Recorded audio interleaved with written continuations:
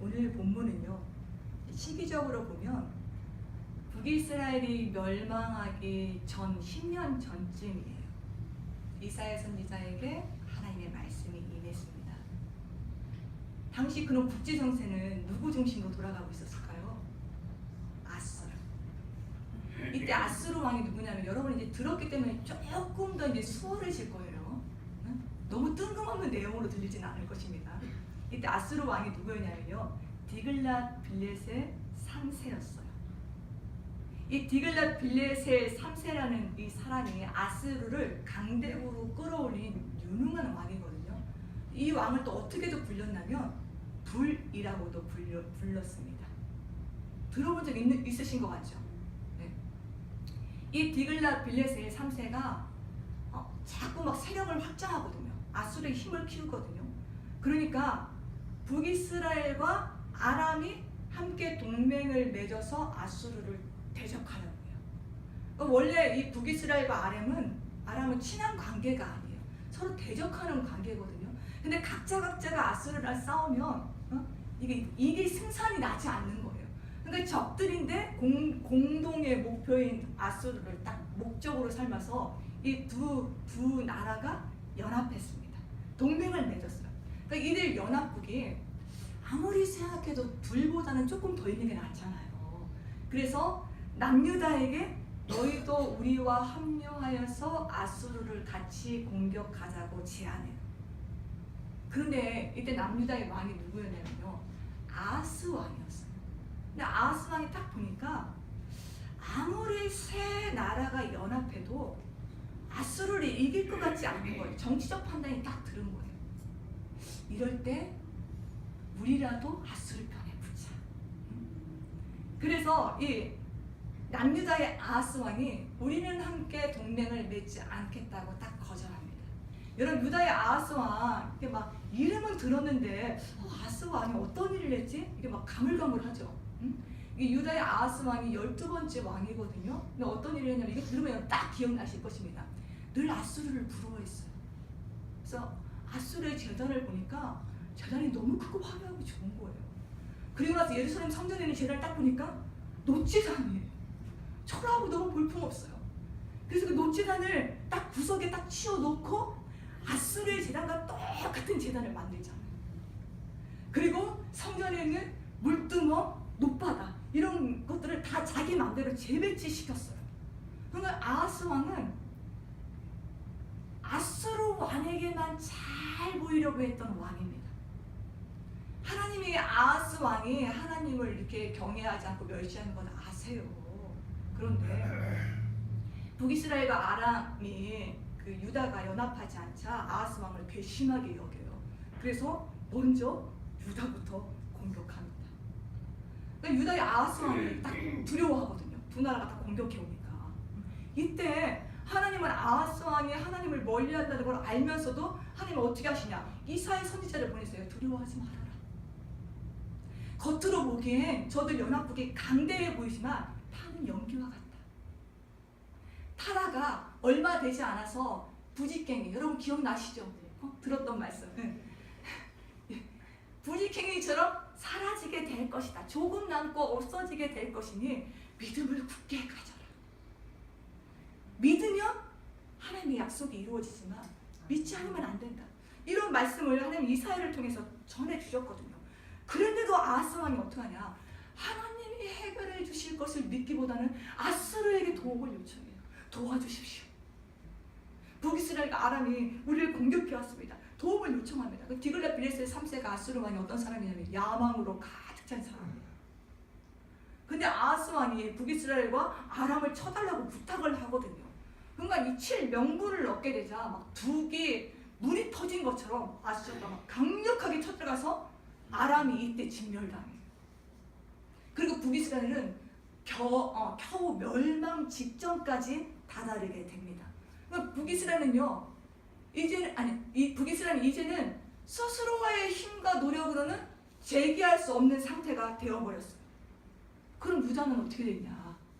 아람 멸망당했고, 이제 북이스라엘은 거의 멸망 직전이잖아요. 유다는 자기네들에게 아무런 일이 일어나지 않았거든요. 다 기뻐했어요. 내가 아수르를 의지하길 잘했구나. 막 기뻐했는데 기쁨도 잠시 아수르가 이번에는 유다를 공격합니다. 유다를 황폐하게 만들어 놨어요. 하나님을 불신하고 멸시하는 아하스 왕에게 내리신 징계였습니다. 그러니까 북이스라엘도 남유다도요, 하나님을 멀리한 결과 이민족 저민족에게 침략을 받으면서 고통을 받게 되었어요. 현실이 너무 처참해요. 미래된 꿈을 가질 수가 없어요. 긍정적인 기대를 가진다는 건 환상에 불과했습니다. 그러나 여러분, 하나님께서 어떤 분이세요? 열왕기하시를 쭉 보았잖아요. 하나님이 징계를 하시지만 또 매를 대시지만 그 동시에 함께 구원의 약속의 말씀을 주시잖아요. 이 말씀을 듣고 회개하며 소망으로 반응할 것인지, 아니면 매 맞고 끝날 것인지, 항상 이 두 개가 같이 가거든요. 그러니까 오늘 본문인 이사야서 9장 말씀이 이런 배경 가운데서 이제 선포되어졌다고 생각하시고 이제부터 말씀을 들어주시면 됩니다. 1절 보세요. 전에 고통받던 자들에게는 흑암이 없으리로다. 여기서요, 전에 고통받던 자들은 이런 뜻이에요.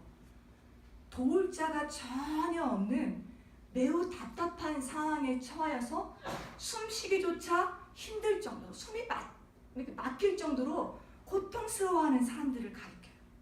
그러니까 북이스라엘이나 남유다나 이런 상황에 처했다는 것입니다. 숨쉬기 답답할 정도로 어찌 해야 될지 막 몰라서 고통스러워하고 있었어요. 그러니까 지독한 현실 앞에 처하여서 소망을 가질 수 없는 상태. 근데 1절을 보니까요, 이들이 처한 심령의 상태를 4가지 지명에 비유하고 있어요. 1절에 여러분 어떤 지명들이 나옵니까? 스불론 땅, 또 납달리 땅 나와요. 그리고 해변길, 그리고 요단 저쪽 이방의 갈릴리. 이 4지방이 나오는데요, 스불론과 납달리는 이스라엘의 12지파 중에 2지파예요. 그래서 가나안 땅을 분배받을 때 어느 땅을 분배받았냐면 이 북쪽 끝에 경계 지역을 분배받았어요. 그러다 보니까 대적이 이스라엘을 공격할 때마다 이 지역을 모두 치고 들어오는 거예요. 북이스라엘 중심부는 사마리아잖아요. 남유다의 중심부는 예루살렘이에요. 이 중심부들은 대적이 침입했다는 소식이 들리면 대피할 시간은 여유가 있어요. 준비하거나 피하거나 어떤 시간적 여유가 되는데, 납달리와 스불론 이 지파들이 얻은 땅은요, 그냥 대적해오면 고스란히 그것을 받아내야만 합니다. 그러니까 하루도 바람 잘 일이 없어요. 삶과 죽음이 왔다 갔다 하는, 전쟁이 늘 잦게 일어나는 그런 곳이었습니다. 아수르가 침공하여서 이스라엘 백성들을 이렇게 포로로 잡아갔잖아요. 그때 제일 먼저 잡아간 백성들이 누구냐면 납달리 백성들이에요. 그럼 해변길은 어떤 곳이냐? 이 해변길을 여러분 이렇게 어감상으로 보면 그냥 낭만적으로 보이죠. 뭔가 이렇게 고민이 있을 때 해변길 걸으면 위로받을 것 같고, 마음이 치유될 것 같고, 여러 가지 이렇게 생각들이 정리될 것 같고, 어감상은 그렇잖아요. 근데 그런 의미가 아닙니다. 해변길은요, 유다의 서쪽해안 부분이에요. 그래서 전쟁의 징병로로 많이 사용되는 길입니다.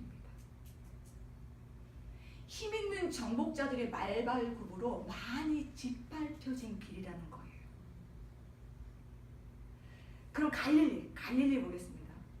갈릴리는 아수르가요, 갈릴리에 사는 유대인들을 다른 나라로 막 이주시켰어요. 정복하기 시작할 때. 그리고 다른 나라 이방인들을 또 막 끌어다 와서 갈릴리에 살으라고 했어요. 그러니까 아수르 왕이 이주 정책과 혼혈 정책 피잖아요. 유대 민족 이렇게 말살시키잖아요. 근데 가장 대표적으로 혼합해서 섞여서 살게 된 지역이 갈릴리라는 것입니다. 그래서 유대인들은 갈릴리를 항상 이방의 갈릴리라고 불렀어요. 그래서 갈릴리의 사람들은 혼합했다, 잡종이다 해서 멸시하고 청대하였습니다. 스불론 땅, 납달리 땅, 해변길, 갈릴리 이 네 가지 지명은요, 공통적으로 보면 저마다 어찌할 수 없는 그 운명처럼 고통을 안고 있었다. 자신들이 어찌할 수 없는 그냥 운명처럼 고통을 안고 살아가야 되는 곳들이에요. 이들이 겪은 고통들이 얼마나 컸느냐면요, 2절을 보니까 이곳에 사는 이들을 이렇게 비유해주고 있어요. 흑암에 행하던 백성, 또 사망의 그늘진 땅에 거주하던 자. 여러분, 땅이 사망이 그늘져 있다는 것은요, 모든 것이 꺼져가고 있다는 거예요. 생명과 반대말이 사망이잖아요. 임종과 가까운 사람 보잖아요. 다 꺼져가요. 말도 꺼져가고 총기도 꺼져가고 다 꺼져가요. 그러니까 이 내 땅들이 다 꺼져가고 있어요. 캄캄해요. 좌우를 봐도 동서남북이 다 캄캄해서 앞이 보이지 않아요. 더 이상 소망을 가질 수 없는 상태라는 것입니다. 그거를 이 땅에 사는 사람도 알아요. 그리고 이 땅 밖에 사는 사람도 보여요. 흑암의 땅이라는 게. 누구나가 다 포기해버렸어요. 그런데 놀랍게도 이 땅을 향해서 하나님이 말씀하십니다. 내가 흑암을 없게 할 것이다. 사망으로 꺼져가고 있는데 하나님이 말씀하세요. 내가 영화롭게 할 것이다. 흑암에 갇혀있는데 하나님이 말씀하세요. 내가 큰 빛을 비출 것이다. 저들이 큰 빛을 하나님만 비추는 것이 아니라 그 강력한 큰 빛을 그 땅에 사는 이들이 보게 될 것이라고 말씀하십니다. 이 말씀은 1차적으로는요, 이사야 당시 고난을 겪고 있는 백성들에게 어두운 날이 지나가고 회복의 때가 있을 것이다. 소망을 가져라. 회개하면서 기다리라. 그런 약속의 말씀이기도 하고요. 궁극적으로는요, 죄와 저주의 사망의 그늘 안에 놓여서 마귀의 이 괴락의 속임을 당하며 고통받는 인류에게 하나님께서 예수 그리스도의 큰 빛을 비추어 주시겠다는 약속이십니다. 실제로 여러분, 예수님이 어둡고 천대받는, 가장 천대받는 갈릴리를 중심으로 사역을 하시잖아요. 그러면서 하나님 나라의 복음을 전파하시잖아요. 가장 큰 빛이 되신 예수님이 오셔서 빛을 비추어 주잖아요.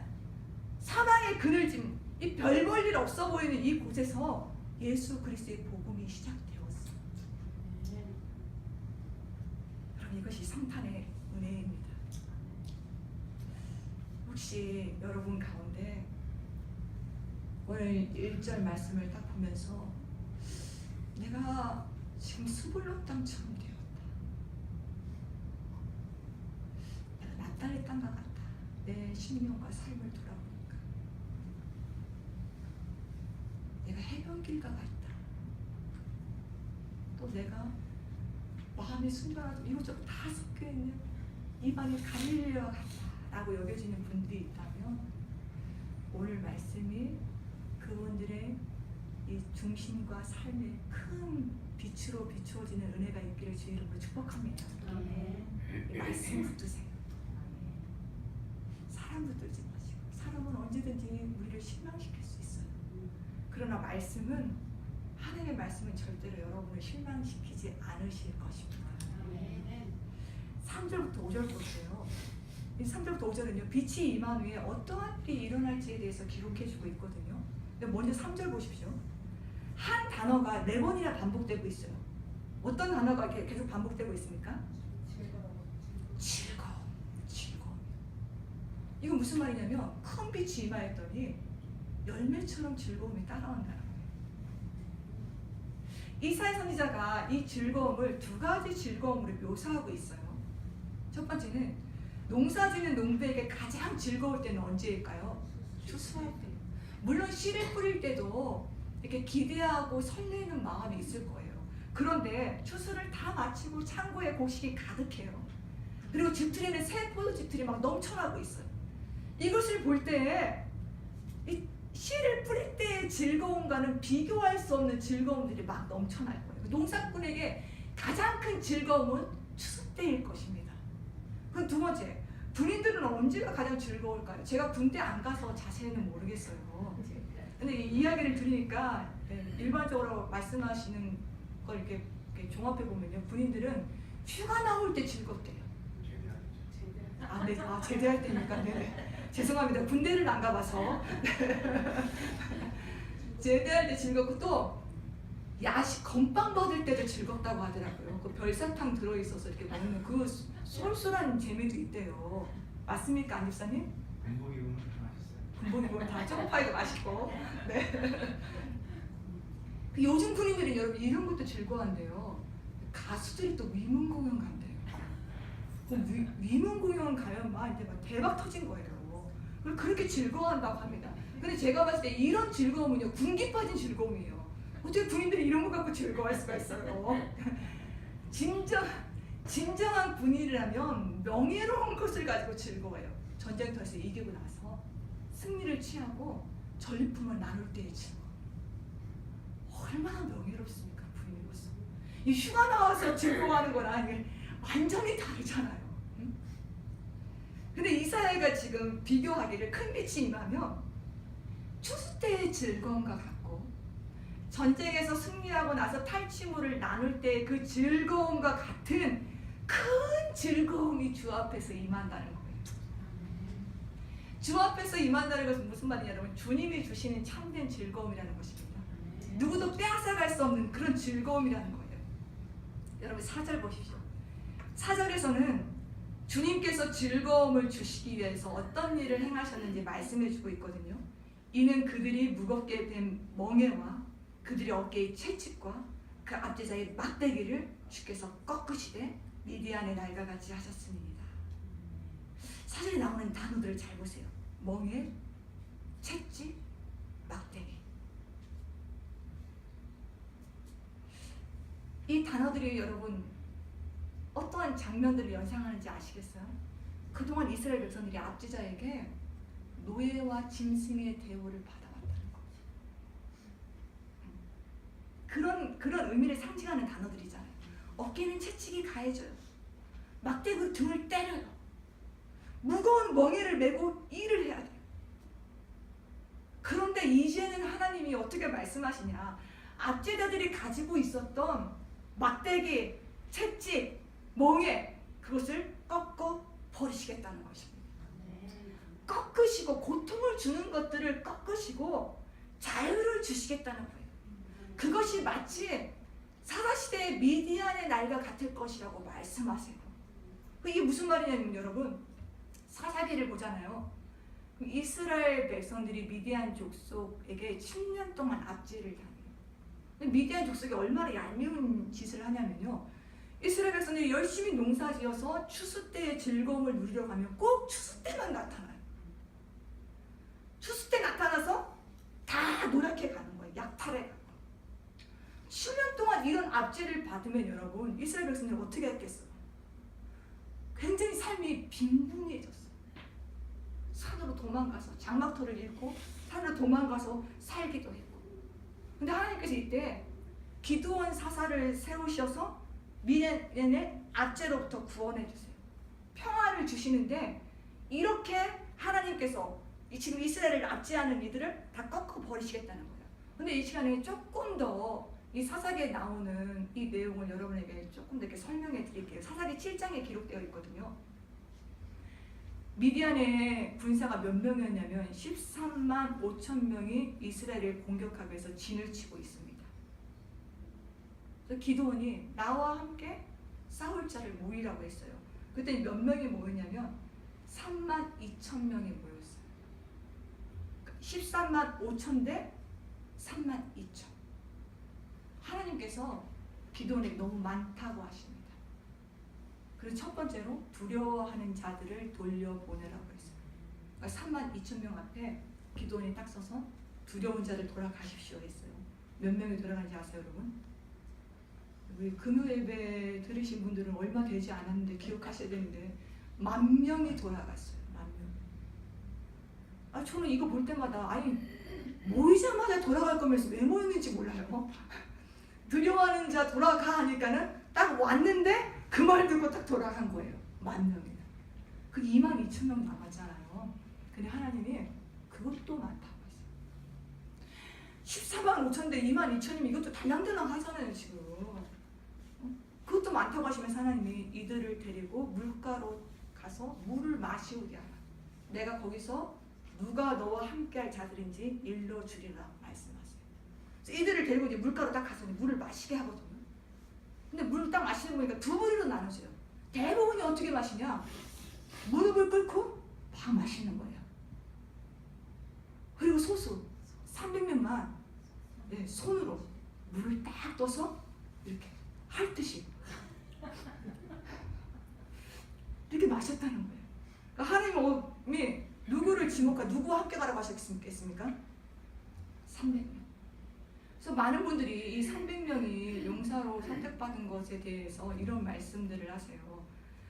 이렇게 물을 떠먹은 것은 옆을 쳐다보면서 언제든지 싸울 준비를 하고 긴장된 자세로 마음 푹 놓지 않고 먹었다. 우리도 언제든지 준비되어져 있어야지 하나님 앞에 쓰임 받는다 라고도 말씀하세요. 이 적용이 틀린 것은 아니에요.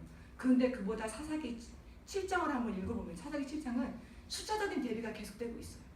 13만 5천, 3만 2천, 2만 2천, 그리고 모리떼처럼 많은 미디안 군사들, 나가테처럼 많은 미디안 군사들.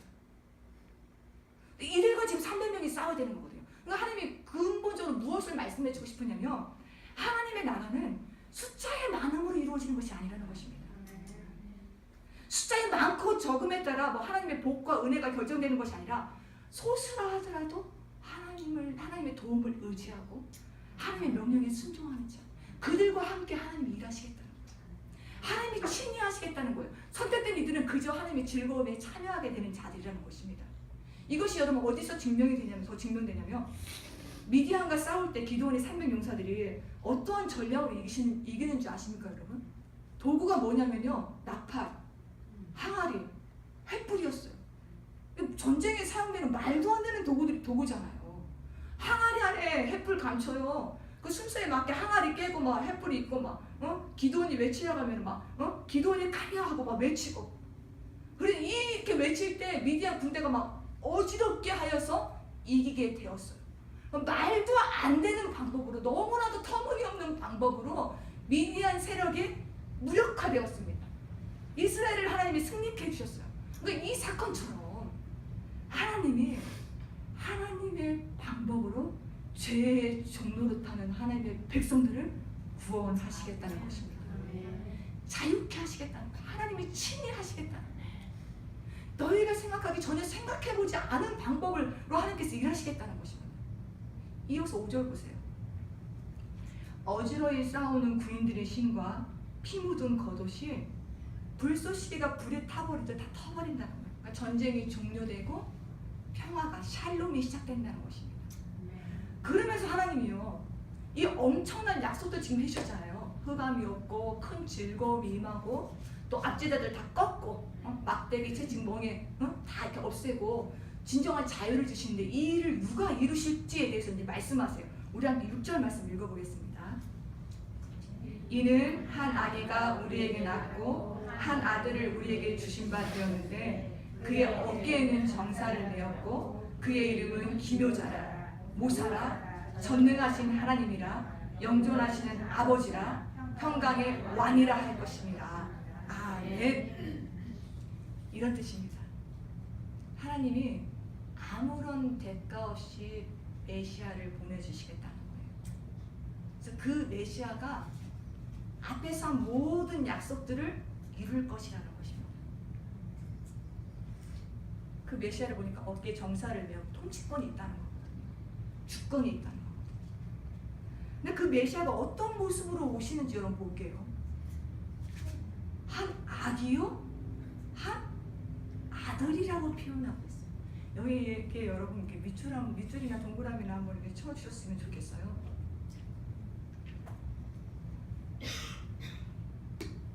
먼저 한 아기라는 말은 여러분, 오실 메시아가 약속대로 다윗의 자손으로 오시는 우리와 같은 인간이라는 것입니다. 온전한 사람이라는 거예요. 그럼 한 아들은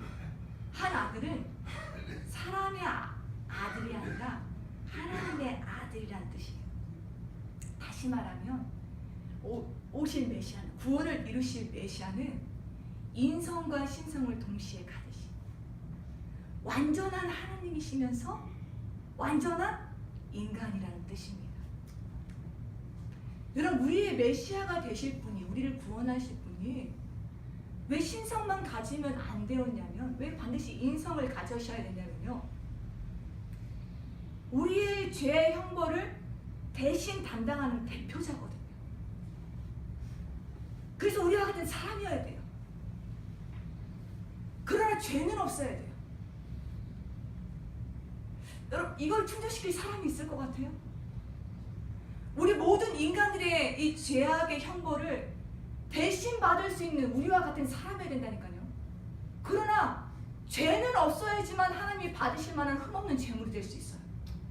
그러니까 죄가 없는 인간이 죄악의 그 인간들의 죄악을 담당하는 이 흠없는 재물이 될 수 있는 사람은 아무도 없어요. 내가 죄가 있는데 어떻게 다른 사람을 죄를 대신할 수 있냐는 말입니다. 그래서 하나님이요, 하나님 스스로가 아들이라는 이름으로 육신을 입고 이 땅에 오셨습니다. 우리는 이것이 한 번도 이렇게 이 땅에서 이런 일을 본지 않았기 때문에 이해가 되지 않잖아요. 여러분, 하나님 전능하신 분이에요. 영이신 하나님께서 육을 입고 오셨어요. 이 땅에. 이걸 성육신이라고 합니다. 스스로 존재하시는 하나님이세요. 누가 존재케 해서 존재하는 것이 아니라 스스로 존재하시는 하나님이신데, 인간의 몸을 입고 오시면서까지 온 인류의 죄의 문제를 해결해주고 싶어 하셨던 하나님 아버지의 마음을 우리가 어찌 헤아리겠냐고요.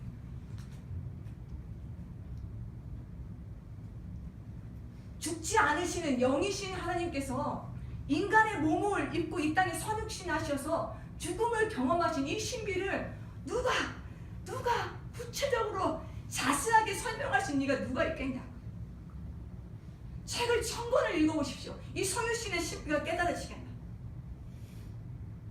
그래서 메시아의 이름을 보니까요, 기묘자라, 모사라는 이름이 있습니다. 저는 예전에는 기묘자 하면 기이하고 놀라우신 분, 모사, 상담자, 그냥 단순히 이렇게 따로따로 이렇게 생각했거든요. 근데 이번에 공부하면서 보니까 기묘자와 모사를 한 단어로 보는 것이 더 맞다라고 말씀해 주는 게 학자들이 더 많았어요. 왜냐하면 그 다음 단어들을 보십시오. 전능하신 하나님, 영존하시는 아버지, 평강의 왕. 다 어떻게 됩니까? 앞에 말이 뒤에 말을 꾸며주고 있잖아요. 이해하시죠? 그 단어의 운율에 맞추어서 기묘자와 모사를 하나로 합치어 보는 것이 원어적 의미보다 더 가까워요. 그럼 기묘자와 모사가 합치면 어떤 뜻이 되냐면요, 인간의 이성으로는 이해할 수 없는 기이하고 놀라운 지혜로 섭리하시는 분이란 뜻입니다.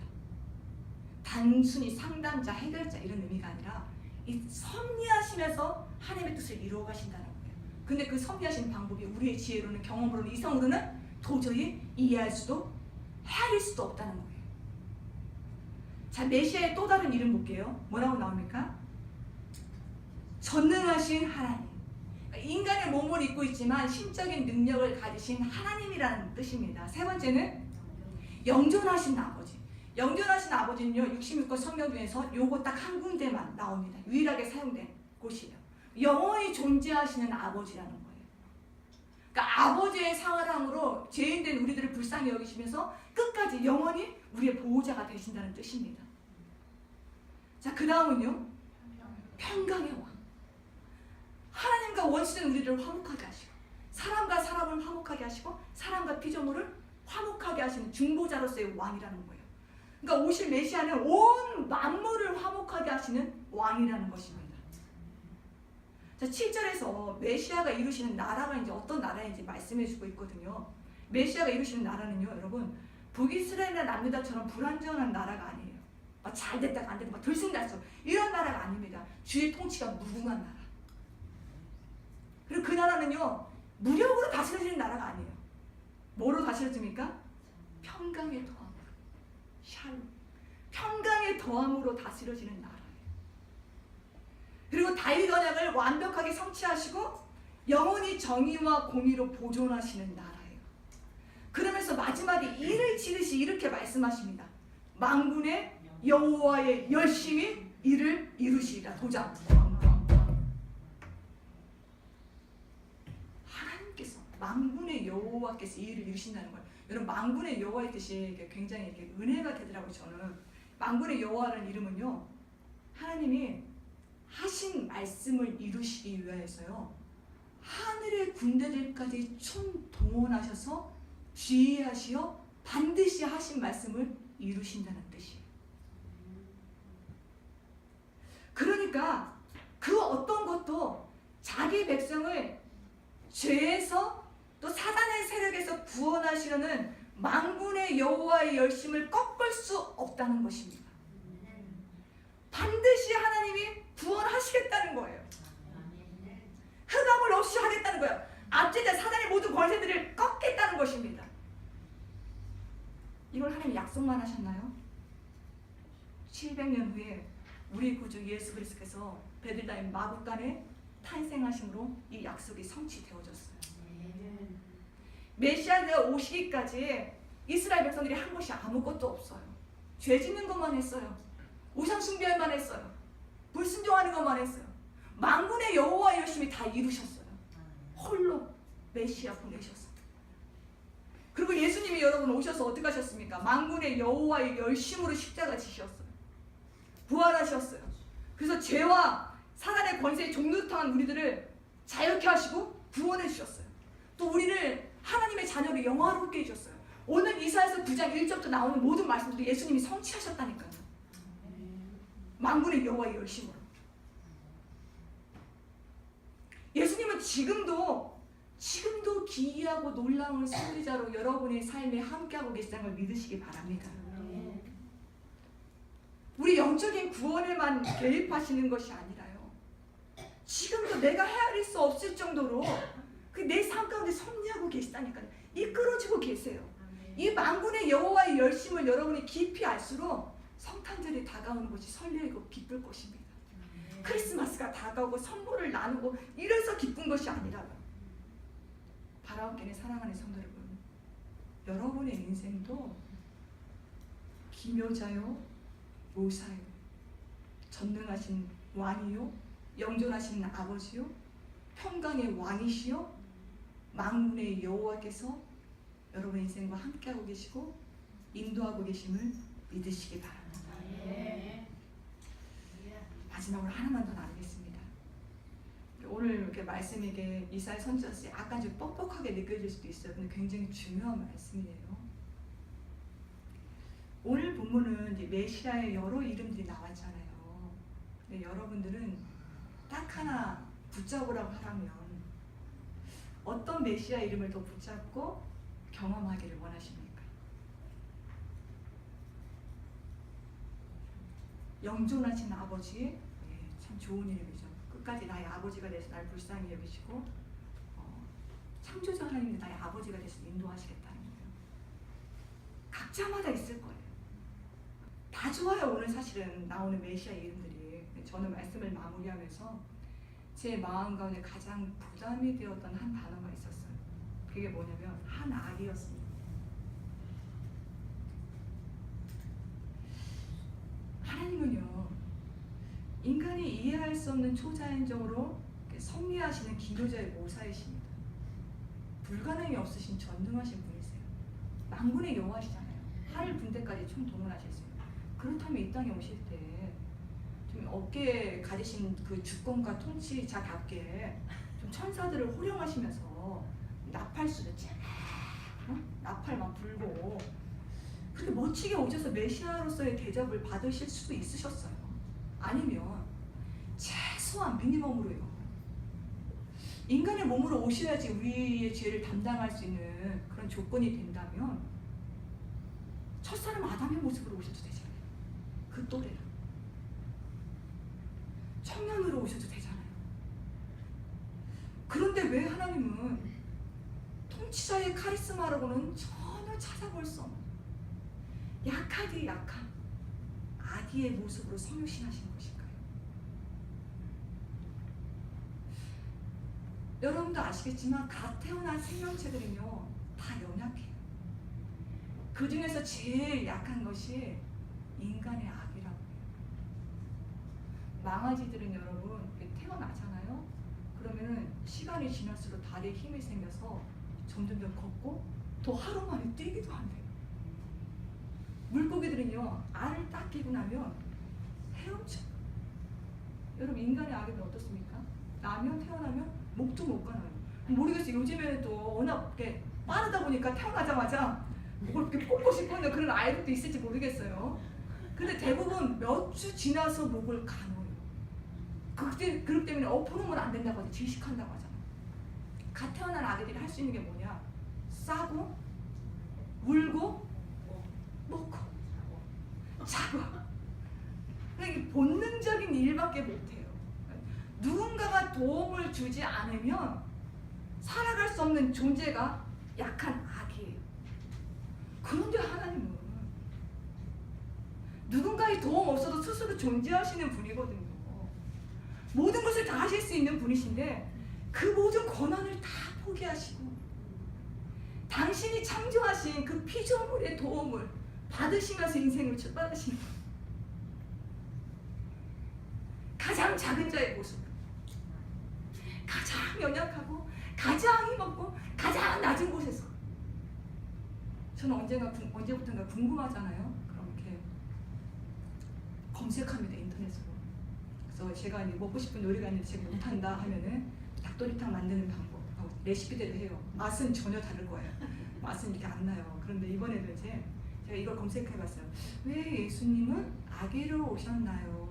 제가 정답을 알기 위해서 검색한 건 아닙니다, 여러분. 사람들이 어떤 생각을 가지고 있는지 궁금했어요. 그래서 딱 했더니만 여러 대답들이 딱 뜨더라고요. 그래서 제가 첫 번째 대답을 딱 보고 딱 닫아버렸어요. 마음에 들지 않아서. 첫 번째 대답이 어떻게 들어왔냐면 이런 글이 남겨져 있어서 답변입니다. 신이 인간 세계에 올 때는 아기로 오지 않습니다. 신은 신이여만 그 가치가 있습니다. 아기로 왔다는 것은 신이 아니라는 것입니다. 아마 이 답을 적은 사람은 그리스도인이 아닐 거예요.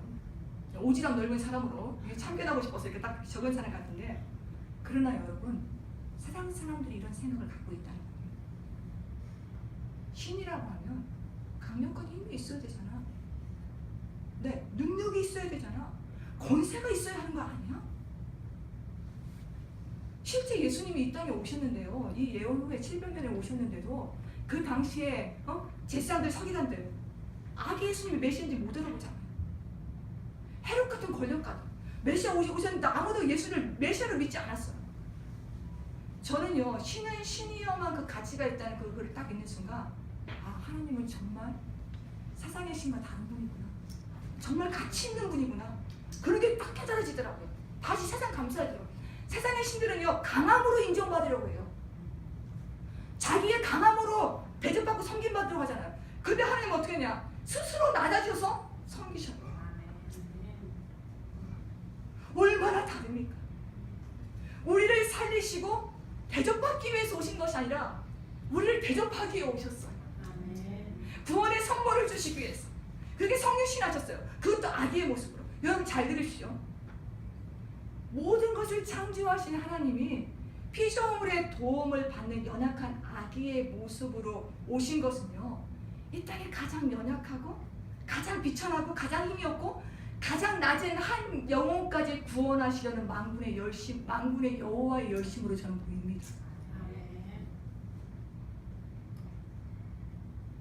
그런데 오늘날 많은 교회, 많은 그리스도인들은요, 이 열심과는 반대되는 열심을 가지고 있어요.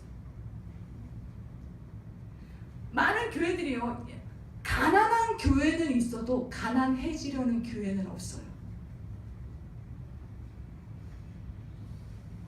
어떻게 생각하십니까? 낮아지려는 교회가 없어요. 더 높아지려고 해요. 더 많이 가지려고 해요. 더 넓히려고 합니다. 이런 일에 총동원 열심을 내요. 그리스도인들도 마찬가지예요. 가난한 사람은 있어도 스스로 가난해지고 스스로 청빈해지려는 그리스도인들은 적어요. 이 일에 열심을 내는 이들이 적어요. 어떤 것에 열심을 내냐? 내가 인정받고 내가 힘있고 내가 잘났고 내가 높아진 이 일에만 열심을 내요. 나를 낮추고 상대방을 위해주고 예수 그리스도를 위하는 이 일에 열심을 내지 않는다는 거예요. 사랑하는 성도 여러분, 하나님은 아기의 모습으로 오지 않으셨는데도 안 와도 되는데 아기의 모습으로 오셨고, 죽지 않으셔도 되는데 죽으셔서 무덤에게까지 들어가시기까지 낮아지셨어요. 왜요? 가장 작고 가장 어두운 곳에 있는 한 영혼까지 구원하시려고. 만군의 여호와의 열심, 여러분 이런 열심이라는 것입니다. 여러분을 잘되게 해주고 복주고, 물론 이런 열심도 이 열심만 붙잡으면 안 된다는 거예요. 하나님의 복음의 출발은 낮아짐의 열심이었어요. 하늘에서 이 땅으로 내려오시는 낮아짐의 열심. 첫 단추가 잘 끼워져야 돼요. 이 첫 단추가 잘 끼워져야 그 다음 만군의 여호와의 열심, 전능하신 왕, 영존하신 아버지, 이 열쇠들이, 이 단추들이 꽂아지잖아요. 한 아기의 이 단추가 꽂아지지 않으면 그 다음 신앙생활이 다 엉킬 수 있어요. 하나님은 낮아지시는 만군의 여호와의 열심으로 구원을 완성하셨어요. 우리가 이 낮아짐과 겸손을 연습하지 않고 높은 곳만 바라보잖아요. 그럼 낮은 곳에 임하신 복음의 신비를 헤아릴 수 없어요. 구원의 은총을 내 것으로 완전히 소화시킬 수가 없습니다. 그래서 저는 이번 성탄절을 기다리면서요, 우리가 함께 가정과 일터와 교회에서 낮아지는 열심을 연습해 보기를 원합니다. 그럼 어떻게 하면 낮아지는 것일까요? 맨날 뭐 낮게 이렇게 낮은 곳에서 둘이 마주보고 있는데 내가 더 낮아야 돼, 이렇게 하면 낮아지는 거예요? 아니잖아요. 나보다 남을 더 낮게 여기고, 남을 더 귀히 여기고, 남을 더 섬기는 거, 이게 낮아지는 거예요. 내가 낮아짐으로 상대방을 높여주면요, 결국 내게 주님의 은혜가 임해요. 여러분 아시죠? 내가 낮아지면 주님이 막 끌어올리신다니까요. 내가 오르려고 하냐, 주님이 낮춰요. 내가 낮아지다 가면 주님이 이렇게 세우신다니까요. 여러분 주님은요, 높은 곳에 계시긴 하거든요. 근데 사람을 만나실 때는 꼭 낮은 곳에서 만나주세요. 낮은 곳에서 만나셔서 점점 높은 곳으로 이끄세요. 근데 우리는 어떻게 하냐? 우리의 눈은 낮은 곳을 향해 있지 않고 높은 곳만 보는 거예요. 주님은 너 여기 내려와. 하도 안 내려오니까 주님이 어떻게 하시냐? 낮아지는 환경을 막 몰아가신다니까요. 너 나 만나야 되지 않냐? 여기 위는 내가 이끌고 갖게 하세요. 그럼 우리의 눈은 늘 높은 곳에.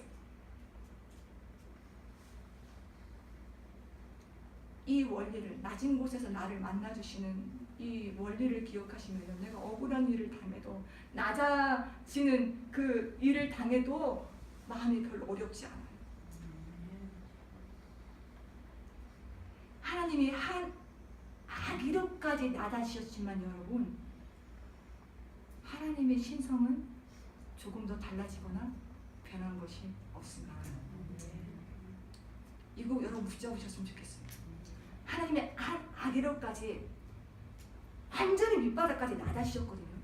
그러나 하나님의 신성은 조금도 변하지 않았어요. 무슨 말이냐면 저는 이렇게 적용해 보고 싶어요. 여러분이 낮아지는 환경을 만났다고 해서 기묘자여 모사여 전능하신 하나님이 영존하신 아버지여 평강의 왕 만군의 여호와의 은총까지 달라지는 것은 아니라는 것입니다.